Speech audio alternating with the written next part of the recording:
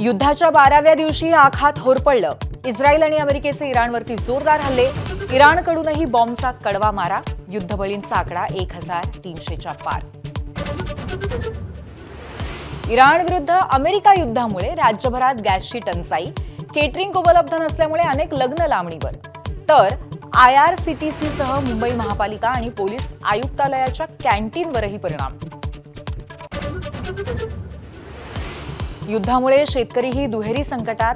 निर्यात ठप्प झाल्यामुळे शेतमाल कवडीमोल, तर PVC पाईपच्या किमती वाढल्यामुळे शेतकऱ्यांना आर्थिक फटका.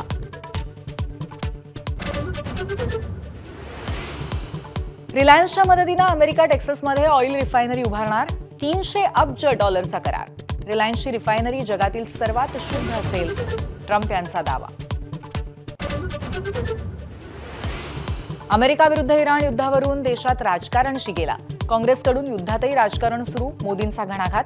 तर पंतप्रधान मोदी अमेरिकेच्या प्रभावाखाली. अरविंद केजरीवालांचं टीकास्त्र. पुढच्या 2 वर्षांमध्ये महाराष्ट्र, UAE, सिंगापूरलाही मागे टाकणार. अर्थसंकल्पावरील चर्चेदरम्यानच्या भाषणात मुख्यमंत्र्यांचा विश्वास. विरोधकांवरही जोरदार हल्लाबोल.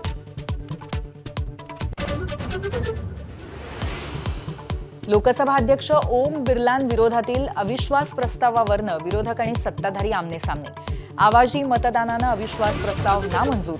अध्यक्ष कोणत्याही पक्षाचे नाही तर सभागृहाचे असतात. अमित शहांचा हल्लाबोल. 13 वर्षापासून कोमामध्ये असलेल्या रुग्णाची जीवनरक्षक प्रणाली काढण्यास कोर्टाची परवानगी.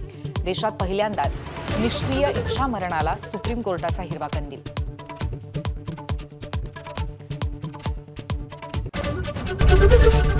ABP माझा, उघडा डोळे बघा नीट.